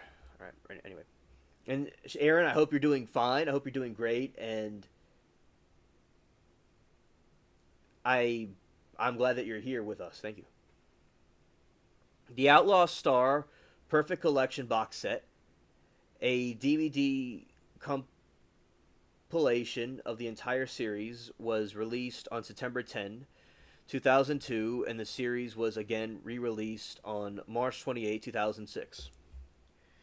Outlaw Star Complete Collection Outlaw Star additionally received DVD releases in Australia and New Zealand by Madman Entertainment on June 3, 2004, in the United Kingdom by Bees Entertainment on April 25, 2011. Following the closure of Bees, the show was relicensed by Anime Limited, who would re-release the series in 2013 at Otakon 2013 Funimation and Sunrise had announced that they rescued Outlaw Star along with a handful release the series rather in 2013 in Otakon 2013 Funimation and Sunrise had announced that they have rescued Outlaw Star along with a handful of other former BEI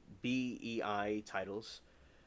October 2014, the entire series was released in Japan for the first time on Blu-ray and was set to include such features as a staff commentary and art gallery board book breaks of Gene and Malfinia and various songs.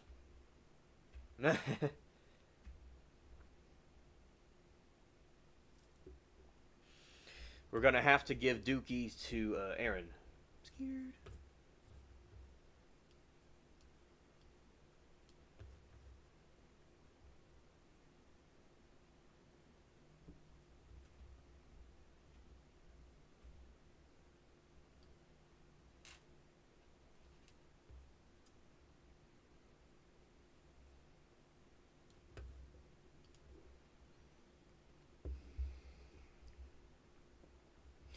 On March 16, 2017, Funimation announced that Outlaw Star would be released. Oh yeah, Aaron, we do not follow rules. We don't like the status quo. We're rebels. We're troublemakers. We're there's like a round peg in a square hole. That's what this chat is. All right, and as is just how I like it. And we do think differently, definitely. All right. The Outlaw Star would be released in North America in both standard collector's editions on June 13, 2017. Each edition includes a DVD and Blu-ray copy for a series, while collector's edition comes in metallic clipboard art box designed. After the XGP-15A2 includes a 100-page art book.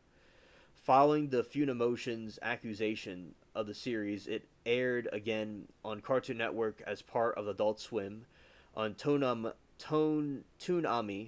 programming blocks starting on August 20, 2017 and concluding on March 18, 2018 due to its late night broadcast on Adult Swim.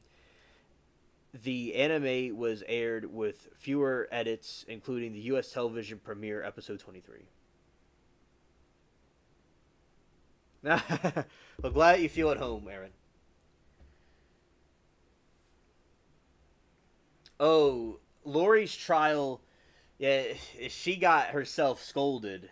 That was hilarious. And the rest of the day, she was aggravating the judge. It was hilarious today. I might have read this part, but I'm going to read it again.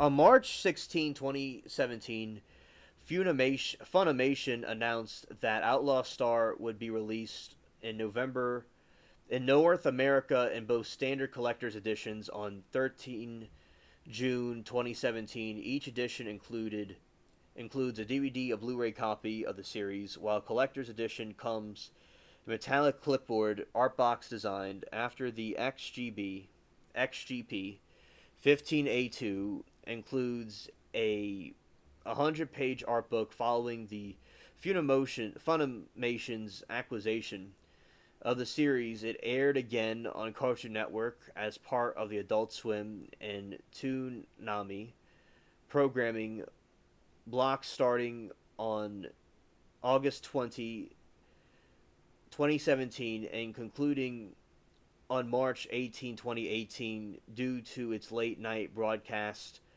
on Adult Swim. The anime was aired with fewer edits and include the U.S. television premiere of the episode 23.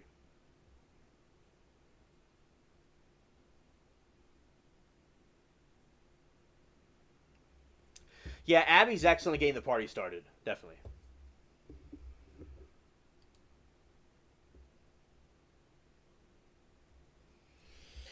CDs. The opening theme and the two closing themes of Outlaw Star were published in Japan in 1998 as CD singles by Victor Entertainment and JVC, respectively.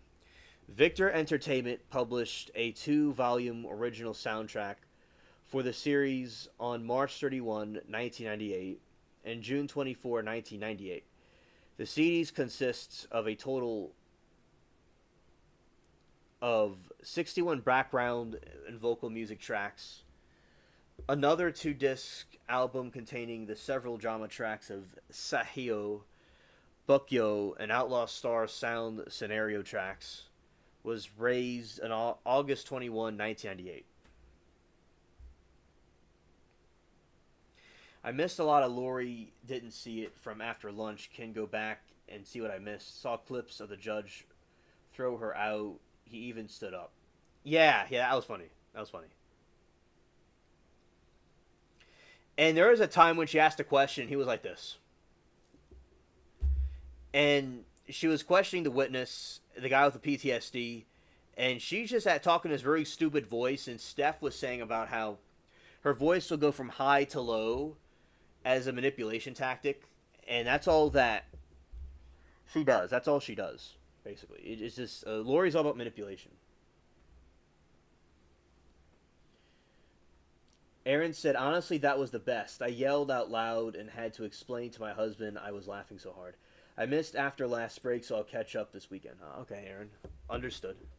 That's good. It's really entertaining to watch. I recommend it. Entertaining. I was trial hopping all over the place. Light Novels, a series of light novels based on Outlaw Star, has been released in Japan by Shueisha under its Super Dash Bunko label. Outlaw Star Ginga no Ryu Mayuka Hen was written by Katsuhiko Tiba, illustrated by Takua Seitoyu, and released in volumes in October 1998. The February 1999, the books are an adaptation of the anime series, retelling the early events of the Gene and Company's search for galactic ley line. Another light novel of Kai no El Dorado, Saiho, Bukyo, Lost Star, El Dorado, Covered with Clouds, Starward, and Warrior Knight, Outlaw Star, was written by Miho Sakai, illustrated by the Takayuha Satuyo, and released in single volume July 14, 2000. The novel features an original plot involving the Outlaw Star crew pursuing a serial deleter named Billy McAnglin in a mining town called El Dorado.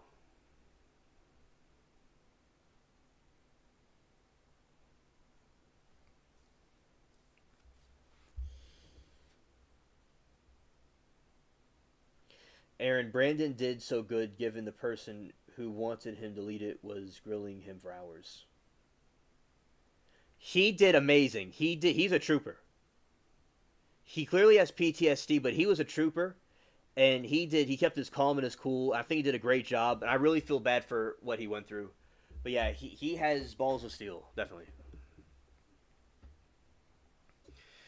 Other merchandise, a hardcover guidebook titled Mu Homono no Kaioku Siho Bukyo Outlaw Star, was published in Fujimi Shobu and as part of the Dragon magazine imprint in November 1998. The guide contains summaries of the manga and anime character, profiles, sketches, and animation cells, and interviews with the production staff in 2001. Bandai released an Outlaw Star action figure set in part of the line because Based on the licensed anime franchise, the set contains Outlaw Starship and characters Jean Melfinia, Asako Nishida. One of the show's animation directors compiled her contribution towards the Star Era franchise in 2009 art book.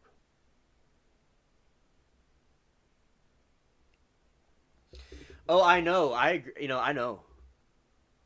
Because it's a very sensitive situation, and I think she does a Timu job at it.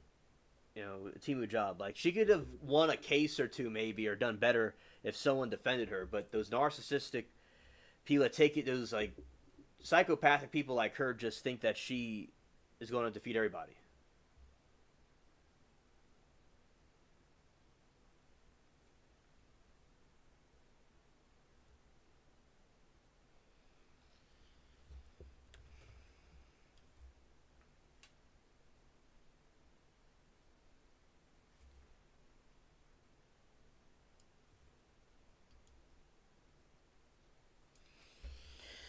Critical reception for Outlaw Star has been favorable. Eric Luce and Ive Evi Apakaton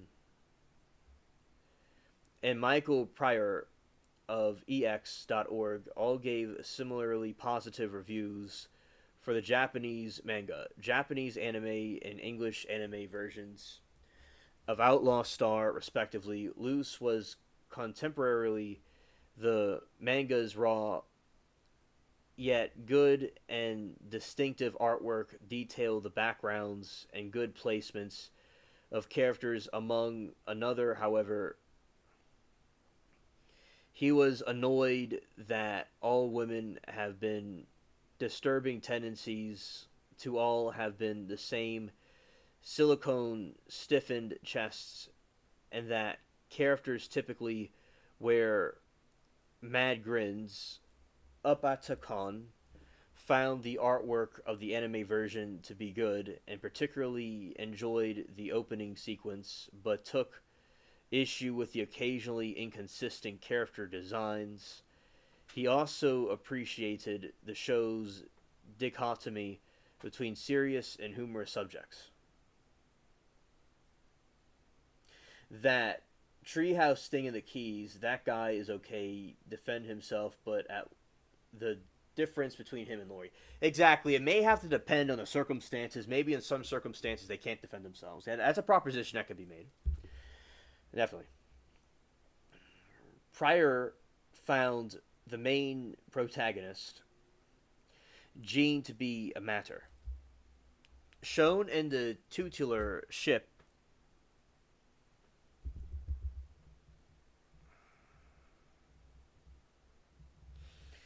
Aaron said, "Okay, friends, just want to say hi and avoid the Sheila. Oh, see you all some point weekend, definitely Monday. Have a great weekend. If I don't chat. Okay, Aaron. Have a great weekend. Have a blessed weekend. Thank you for being here, and peace out. Good night."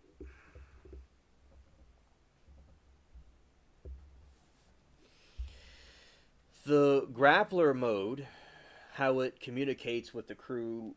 Pryor found the protagonist to be anime's best character. Gene Starwind is a sly, sharp shooting hero whose success with his pew pew is matched only by the propensity to get space sick. Imagine that the star of the spacefaring series has to continually worrying about vomit into the control panel. This sort of ironic comedy can be found throughout the Outlaw Star, creating the excellent sieges between the fantastic action sequence and the delightful characters. Prior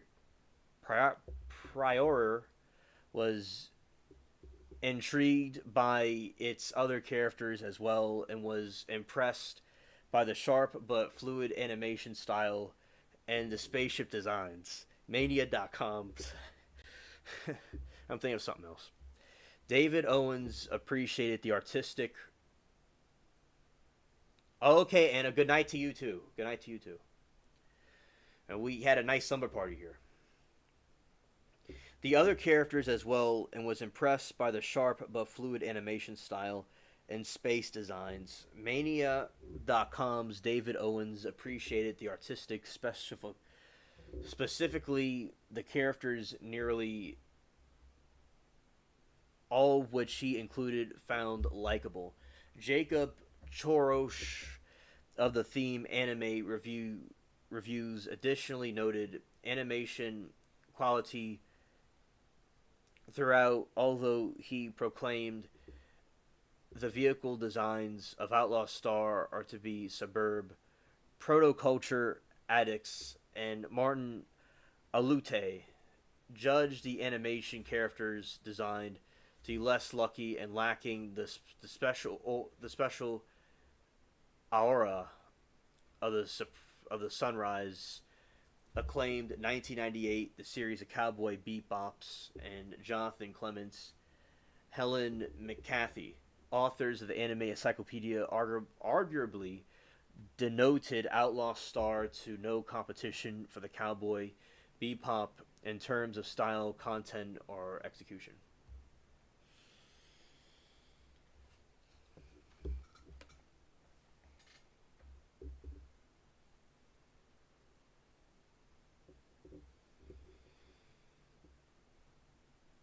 Critical reception for the plot of The Outlaw Star has mixed. Chorosh found that though the series features many cliches of 1990s science fiction anime, Outlaw Star mangas to transcend them as well. Maybe it doesn't go anywhere that other series haven't already been. The reviewer stated, quote, but boy does it have damn good time getting there, end quote. Upakaton observed the plot takes with the bang and being and then begins to drag. Keith Dowell and America also noted this anime's pacing, stating that even the first few episodes do well to begin the narrative. The show's writers rely too heavily on inertia to advance it. He went on to remark that series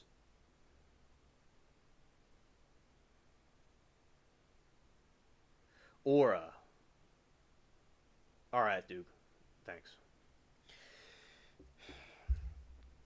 Keith Dunn of the occasional cheesy episodes to recap rewards of a show that is clever, pragmatic, and amusing. However, Dahl did regard the English script writing, the voice acting, and called over to the top include introductory narration for each episode. Reminder that the show should simply be enjoyed for what it was. Owens commented that the plot will not seem very original, but that it does seem to have direction, despite said direction not being very clear.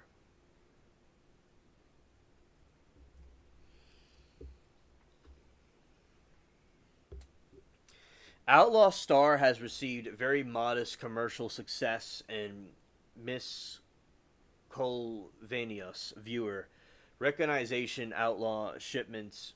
The manga's first volume sold out nationwide in Japan, according to the Morningstar Studios English website. The Outlaw Star manga sold 250,000 copies. Though the anime series was less successful, the Outlaw Star television series was aired in Japan during the late night time slot because it was not likely to obtain more than 1 or 2% viewership like the prime time shows. Outlaw Star was voted scared as the 20th best anime of the 1999 in Japanese Anime Grand Prix during the summer of 2011 online poll to determine which show would return to Toonami. Outlaw Star received approximately two-thirds of the more than 150,000 votes cast in 2002. Cartoon Network announced that the late night Adult Swim Outlaw Star received Nelson's rating of 0.9 up to 125% for the same time slot, delivery of 414,000 up to 135% of the 18 to 34 age range, and Outlaw Star complete collection was the 21st best-selling anime DVD in the United States in 2006, and 25th in 2007, and 2012, and Bandai's North American division, Bandai X Entertainment, lists Outlaw Star as one of the 5 most successful anime properties. Josh Poole of IGN listed Outlaw Star at number 6 on its top 10 anime themes and soundtracks of all time, noting a stark polarity between the opening and the ending themes.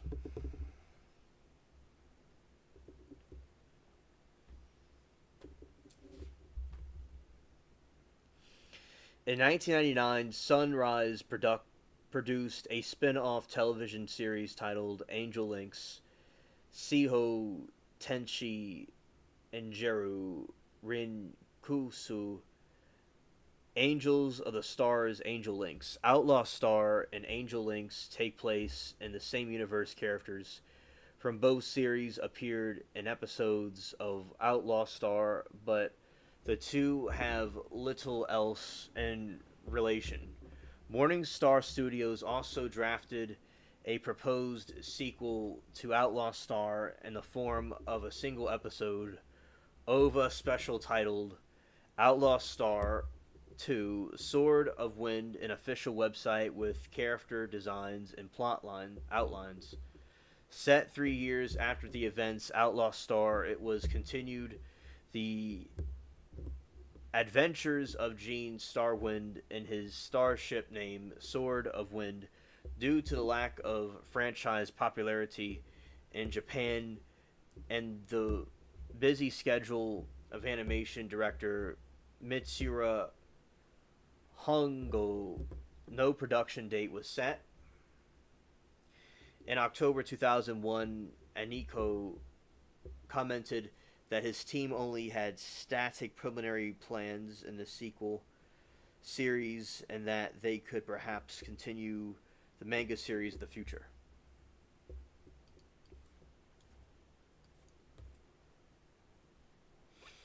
All right.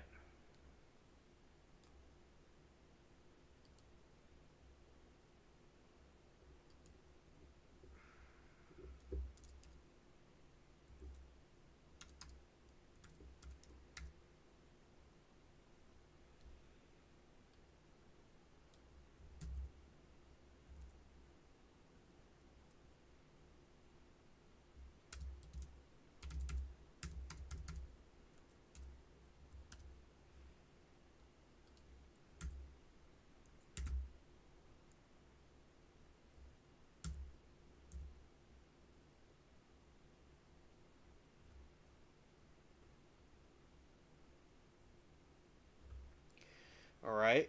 And we're going to... I'm just changing something here. All right. That's all for Outlaw Star. All right, well, let's see, looking over this.